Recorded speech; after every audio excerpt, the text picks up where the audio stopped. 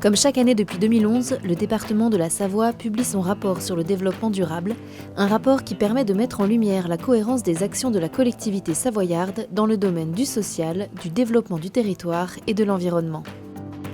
C'est un exercice que nous apprécions et que nous avons plaisir à faire parce qu'il nous permet de toucher tous les agents du département, tous les élus. Nous avons priorisé des actions sur l'ensemble de notre patrimoine bâti et notamment sur nos 38 collèges qui sont des bâtiments vieillissants pour la plupart.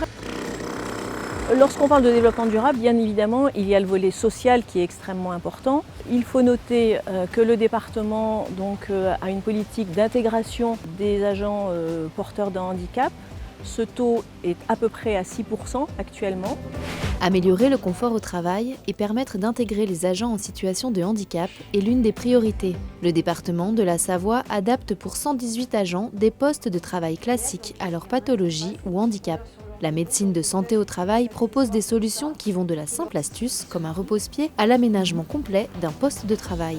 Le multi-rite, c'est un pupitre qui a deux fonctions. Il a une fonction pour la lecture de documents qui permet qu'on reste dans l'axe.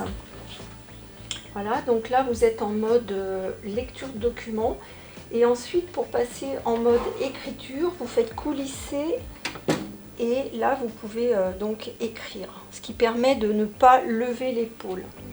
Pupitre, ballon, souris ergonomiques, bureau surélevé, fauteuil réglable dans 4 dimensions, mais aussi logiciel grossissant et possibilité de faire appel à un interprète, autant de réponses adaptées à chacun des agents. Je vais sur le terrain, je fais une étude de poste.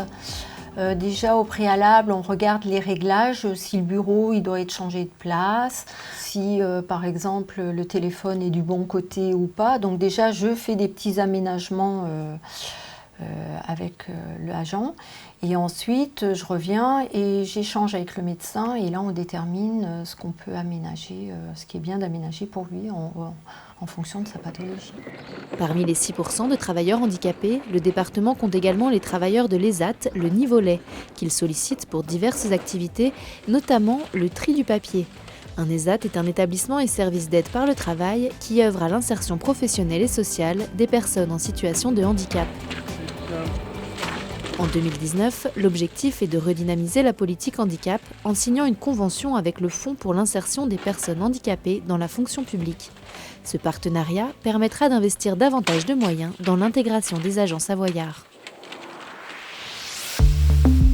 Autre action phare du département en matière de développement durable, la réduction des émissions et de la dépendance énergétique du patrimoine bâti.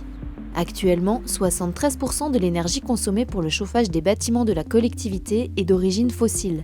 Bien connaître son patrimoine et ses consommations est donc essentiel. Le département procède ainsi à un suivi énergétique de ses bâtiments depuis le printemps 2019 via le logiciel Consobat.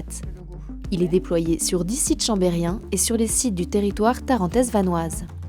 On a essayé de développer un outil de suivi simple qui s'appelle Consobat. On l'a développé en interne avec nos collègues des services informatiques. Donc le suivi de ces consommations, ça nous aidera aussi à mieux cibler nos investissements pour à moderniser notre patrimoine et améliorer leur performance. Donc là, je suis sur un site, le collège de la Forêt à Saint-Genis-sur-Guiers. Vous avez un tableau de bord général avec un récapitulatif de toutes les consommations. Ici, sur la période 2019-2018, mais on peut choisir une autre occurrence. Et puis après, un tableau de bord individuel avec les diagrammes de consommation par type d'énergie. Parmi le patrimoine bâti du département, les 38 collèges font l'objet d'un suivi particulier. Plus de la moitié de ces établissements scolaires ont plus de 35 ans. Les élus départementaux se sont ainsi fixés 5 priorités. Adapter la capacité d'accueil, améliorer la performance énergétique, poursuivre le désamiantage, poursuivre les mises en accessibilité aux personnes à mobilité réduite et alléger la charge d'entretien pour les personnels des collèges. Pour cela, il est prévu un budget d'investissement de 130 millions d'euros sur 6 ans. L'objectif pour le département de la Savoie en 2019 et les années à venir est de se positionner comme chef de file en matière d'énergie renouvelable, en développant le solaire sur son territoire, mais aussi le bois ou encore l'hydroélectricité. Il s'agira de trouver toute forme d'énergie renouvelable dans les montagnes et les plaines. Bien que le chemin soit encore long, depuis 30 ans, le conseil départemental s'engage de manière volontariste sur la voie du développement durable.